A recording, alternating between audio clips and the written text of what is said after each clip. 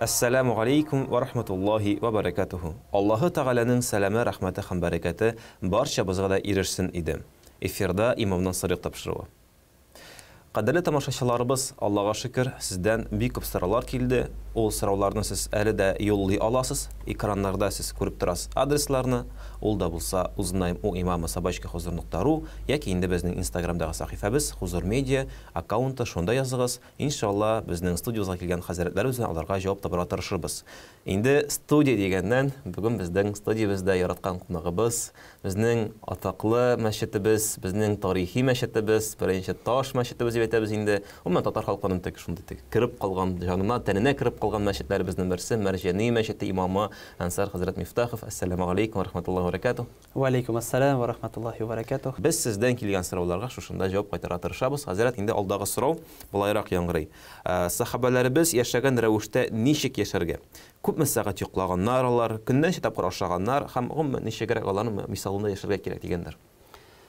Әлбәттә, сахабалар мәсьәләсенә килгәндә монда аңлатырга кирәктер, чөнки сахабаларыбыз, әлбәттә, пәйгамбәрбез саллаллаһу алейхи ва салламның шәкертләре, аның укучылары, аның белән бергә булучылар дип әйтик. Шуңа күрә пәйгамбәрбез саллаллаһу алейхи ва салламга сахабаларыбыз ишарга тырышкан.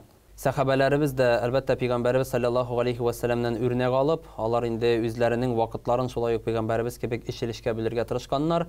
Әлбәттә, бер өлешен гаиләләре өчен, икенче өлешен әлбәттә халык өчен, ягъни халык арасында булып, алар катнашып динебезне таратырга тырышканнар һәм инде өченче өлешен алар әлбәттә шушы гамәл өчен, гыйбадат өчен башкарганнар, гамәл кылганнар, гыйбадат кылганнар, зикрләр кылганнар һәм инде әлбәттә гыйлем алганнар. Пәйгамбәрбез саллаллаһу алейхи ва салламның гыйлем, Пәйгамбәрбез саллаллаһу алейхи ва саллям аларга вәгазьләрен, үзенең вәгазьләрен җиткергән һәм инде алар аны шушы алган гыйлемне сеңдереп, алар аны өйрәнеп, үзләрендә калдырырга тырышканнар. Шулай итеп алар да эшелешкә бөлеп үзләренең гомерләрен башкарганнар. Бу инде безнең өчен бер үрнәк.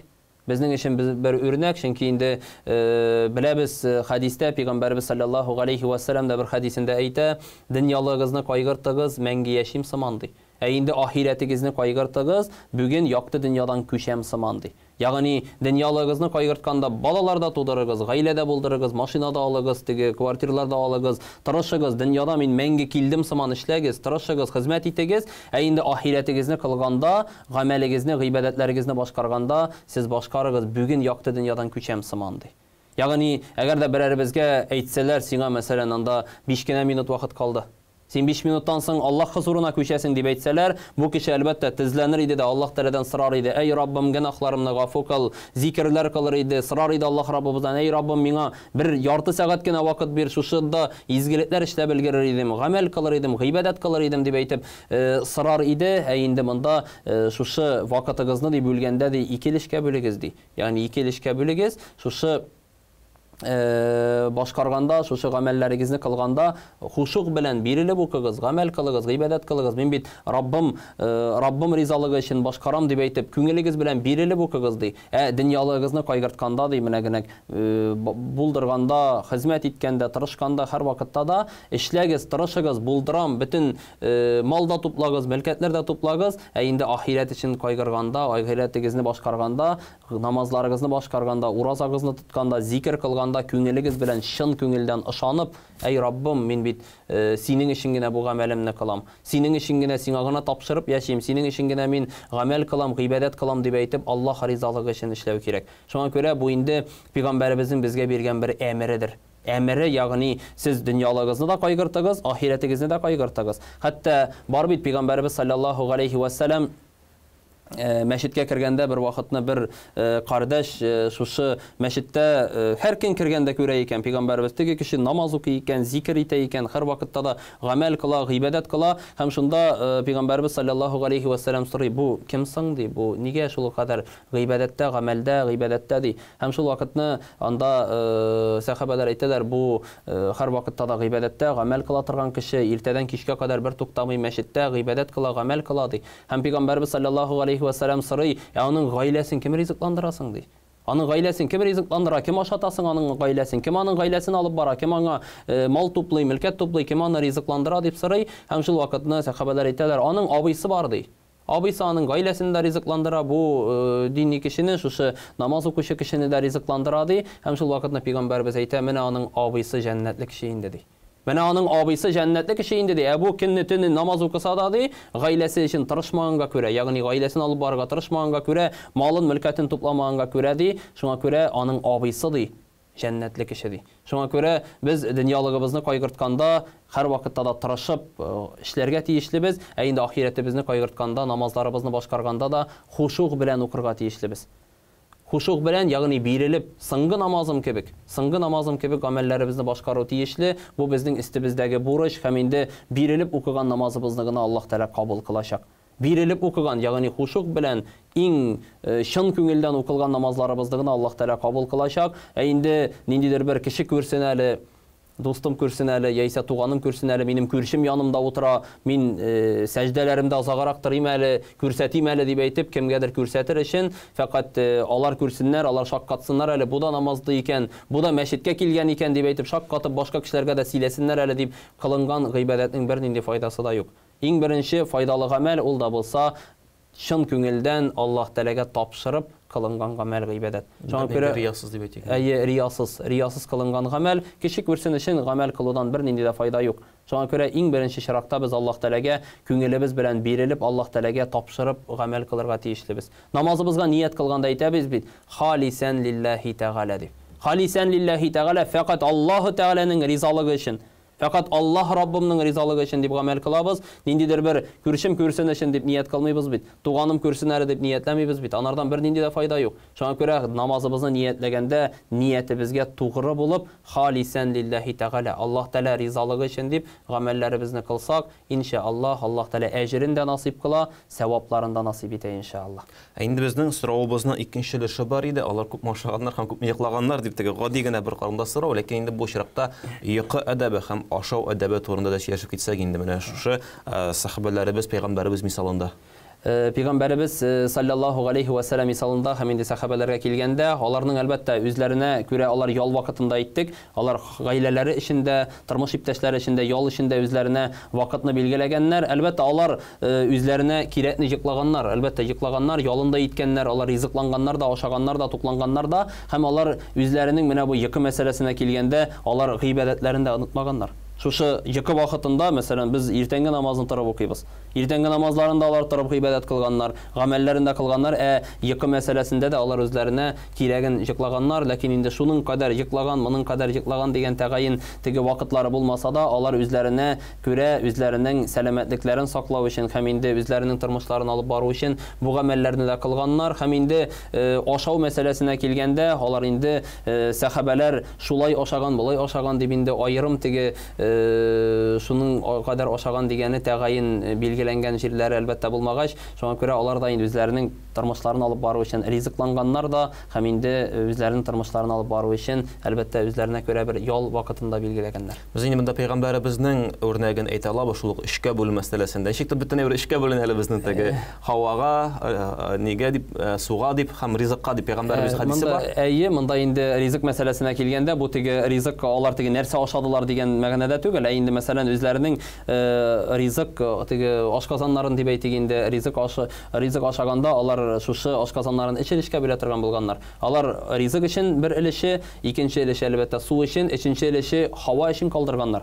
Алайса күпләребез без теге беренче тапкыр ризык күргән сыман тутырып куябыз да, аннан соң намаз укыганда ох-пох килеп, теге намазымны башкара алмыйм, менә ишем авырта, анысы булай дип, әллә утырып кына укыйм микән, бигрәк күп ашадым дип, тулысы белән шул кадәр теге ашап намаз укырлык хәлдә дә намаз укырлык хәлләре дә калмый. Шуңа күрә хәтта бу вакытта да моны әйтергә кирәк шулай, алар үзләренең ашказаннарын эчелешкә бүлә торган булганнар. Бер өлешен ризык өчен, бер өлешен сыйыклык өчен, ягъни су өчен, ә инде өченче өлешен алар һава өчен калдыра торган булганнар. Һава өчен, ягъни аларның ашказаннары эшкәртелергә дә җиңелрәк була, һәм инде намаз укырга, гыйбадәтләрендә кылырга насыйп итә. Шуңа күрә дуга кылганда да сорыйбыз бит, әй Раббым, син безгә безне ризыкландырдың, ашарга ризыкларыңны бирдең, мөмкинлек бирдең, намаз укырга да мөмкинлек бир дип күп хәзрәтләребез, әлбәттә, әби бабаларыбыз да, абыстайларыбыз да шулай итеп Аллаһ Тәгаләдән сорыйлар. Ягъни ризыкларыңны да бирдең, шул ризыкларың өстенә безгә гамәл кылырга мөмкинлек тә бир дип Аллаһ Тәгаләдән сорап, ялварып дуга кылалар. Әлбәттә,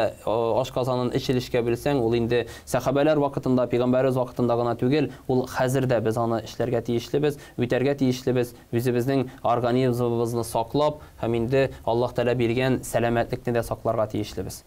Безнең ничектер сорауларыбыз һәр вакыт алдагы сорауга ничектер үрелеп бара. Инде менә ашау турында сөйләштек әле генә.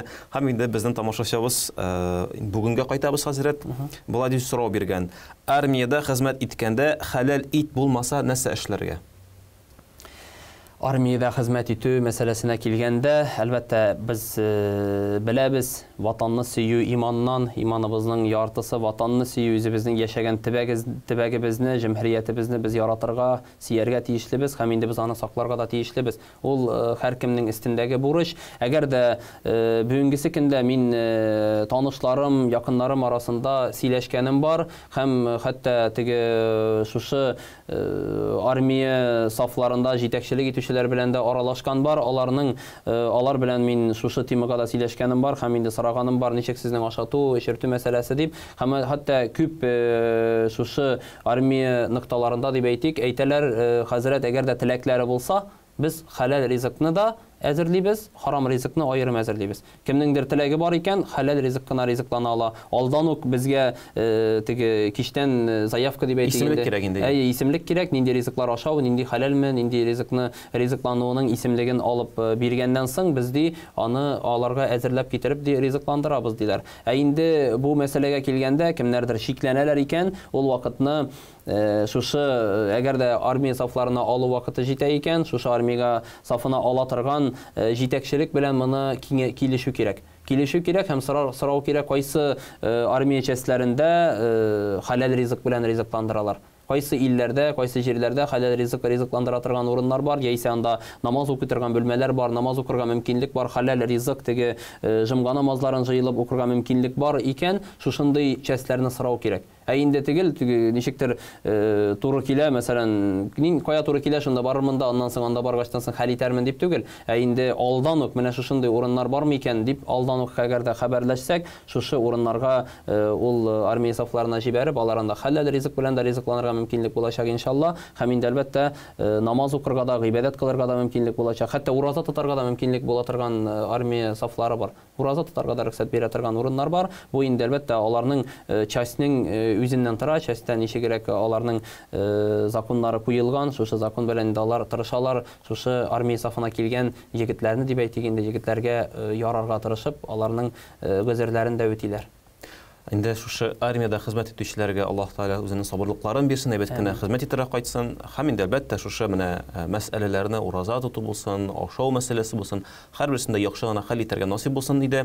Инде безнең бик шундый авыр да сорау дип әйтеп булмыйм, ләкин ишетә торган сорау ул безнең үзегез беләсез, дәүләтебез дә, эшебез дә шундый җирдә, кемдер мәсәлән бары дөньяви эштә генә эшли. Әлхәмдүлилләh, без мәсәлән шушында Хозур ТВда, Хозур нәшрият йортында мәсәлән 5 вакыт намазыбызны вакытында үти алабыз. Инде кемдер дөньяви эштә генә эшли икән, аларның инде сорау туа, менә мондый, һәм алар аны әлбәттә сезгә биргәннәр. Намазны җыеп укырга ярыймы? Кич белән генә дигәннәр мәсәлән.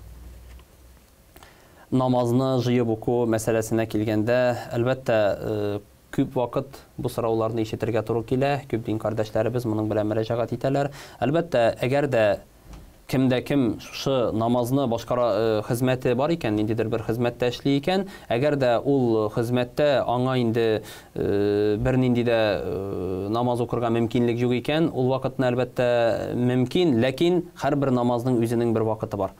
Һәр намазның үзенең бер вакыты бар. Әгәр дә без намазны үз вакытында башкарабыз икән, аның әлбәттә савабы күпкә югарырак. Әгәр дә инде без ул вакытны ниндидер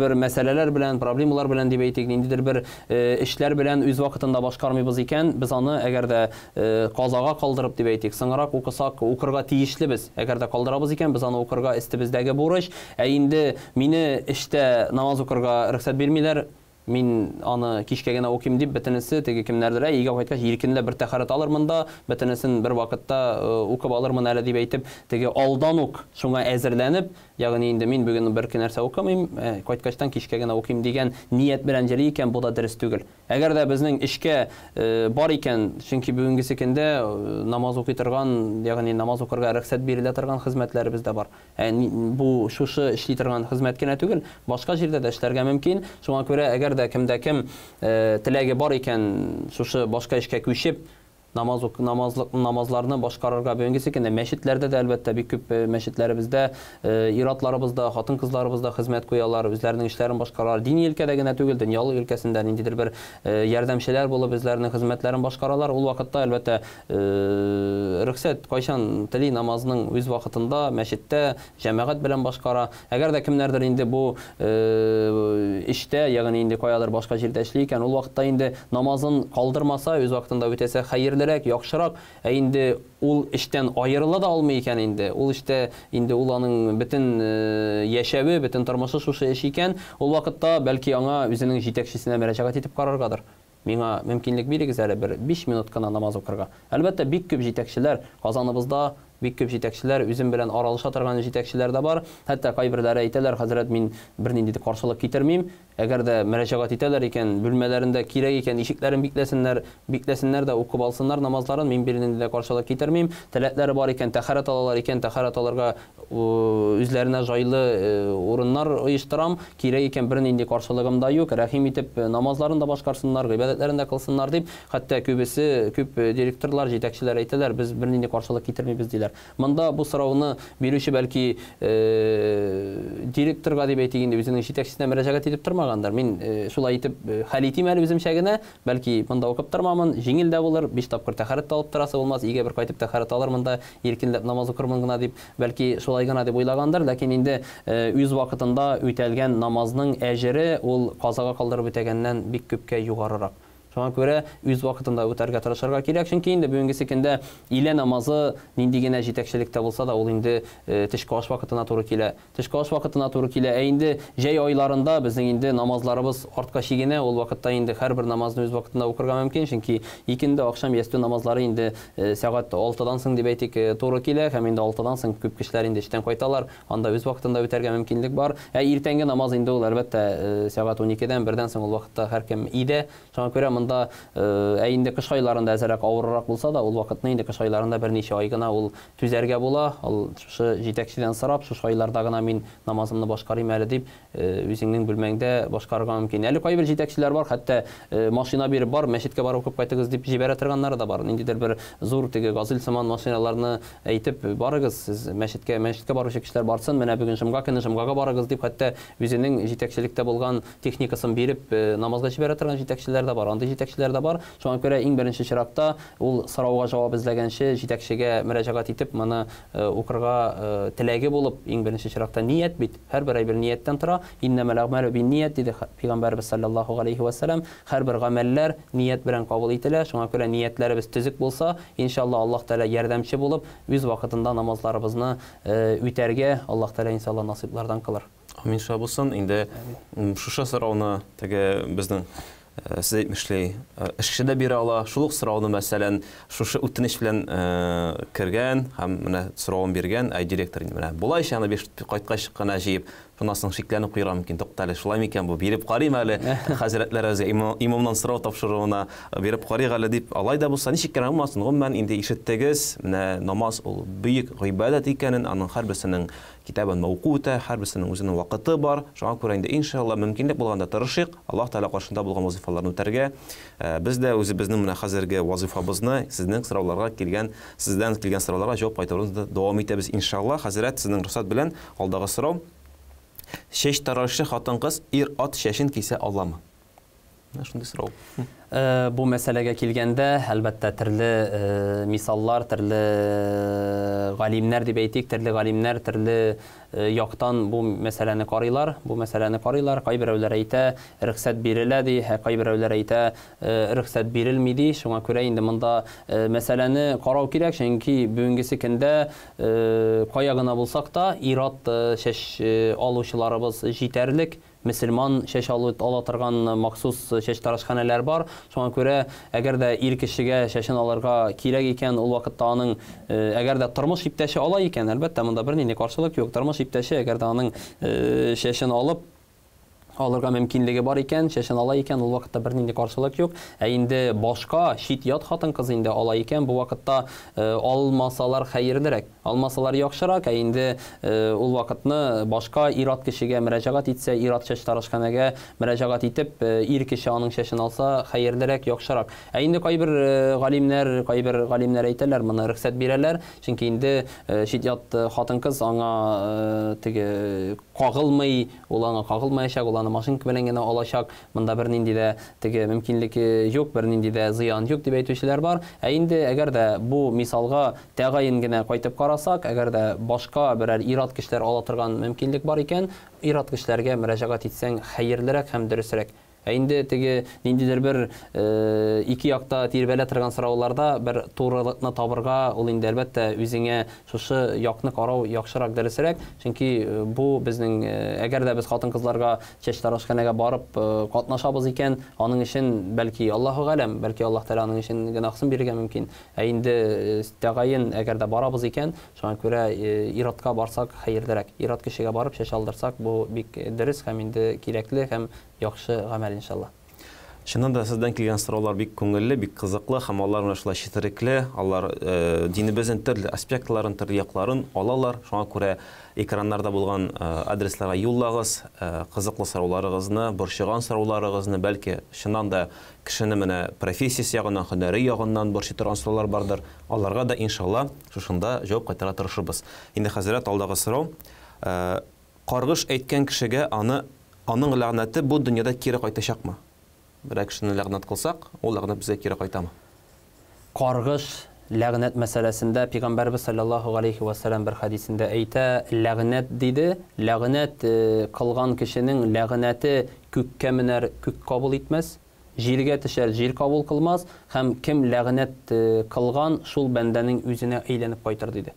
Шуңа күрә бу бик тә зур гынаһлы гамәл, чөнки инде ләгънәт кылу, кемгәдер начарлык теләү, бу инде кемгәдер бәддага теләү, начарлык теләү, бу инде зур гынаһлардан санала. Шуңа күрә без ниндидер бер теләк теләгәндә яхшылык теләсәк хәерлерәк. Ә инде ниндидер бер ләгънәт телибез икән, начарлык телибез икән, ул вакытта ул ләгънәт безгә бу дөньяда да без аның бу ләгънәткә ирешергә мөмкинбез. Үзебез теләгән ләгънәт, чөнки Пәйгамбәребезнең шушы хадисенә таянып әйтәбез, күккә менәр, күк кабул кылмас, ягъни хәтта күктә кабул итмәс, җиргә төшәр, җирдә кабул кылмас, һәм шушы бәндәнең үзенә кире кайтыр. Шуңа күрә, әгәр дә без кемгәдер ниндидер бер начарлык телибез икән, моны уйларга кирәк, мин моны үзем телим дип.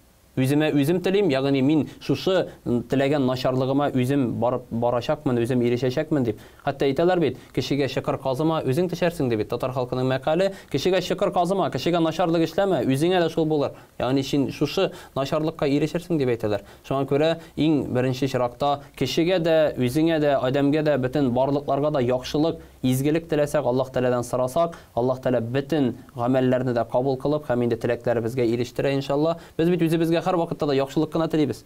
Шатлык кына телибез, үзебезгә гел мөлкәтле булуыбызны телибез, үзебез һәр вакытта да сау сәламәт булуыбызны телибез. Шуңа күрә башка кешегә дә без шундыйны теләргә тиешлебез. Шул вакытта гына без үзебезгә теләгән теләкләребезгә ирешәбез, һәм инде ләгънәттән Аллаһ Раббыбыз һәр барчаларыбызны да ерак кылса иде. Андый ләгънәт бирүче, ләгънәт кылучыларыбыз бар икән, ул кешеләргә дә аңлатыгыз. Аллаһ Раббыбыз тарафыннан бу хөрмәт ителмәгән, яратылмаган гамәл, әгәр дә сез аны кыласыз икән, аны эшлисез икән, сез шушы ләгънәткә ирешәсез дип, шушы үзегез теләгән теләккә үзегез үк барасыз, үзегез үк ирешәсез дип аларга аңлату кирәк.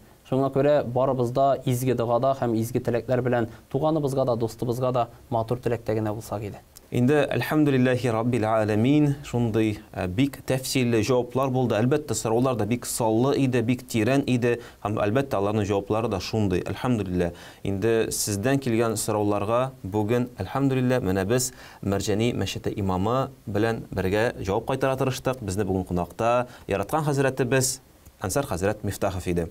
Хәзрәт, сезгә монда килгәнегез өчен, җавап кайтарганыгыз өчен зур рәхмәт. Һәм инде ассаламу алейкум ва рахматуллаһи ва баракатуһ. Ва алейкум ассалам ва рахматуллаһи ва баракатуһ. Шушы сөйләнгәннәр белән гамәл кылып яшәргә Аллаһ Тәала һәр барчаларыбызга да насыйплардан кылсын. Афәт, бәлә, казалардан имин кылып, хәерле айларыбызда, изге айларыбызда гамәлләребезне күбрәк башкарып, Аллаһ Тәаләгә якын аерга насыйплардан әйләсен. Ва алейкум ассалам ва рахматуллаһи ва баракатуһ. Әмин, шулай булсын. Инде без сезнең белән саубуллашабыз. Барчагызга да исәнлек, саулык теләп калабыз. Ассаламу алейкум ва рахматуллаһи ва баракатуһ.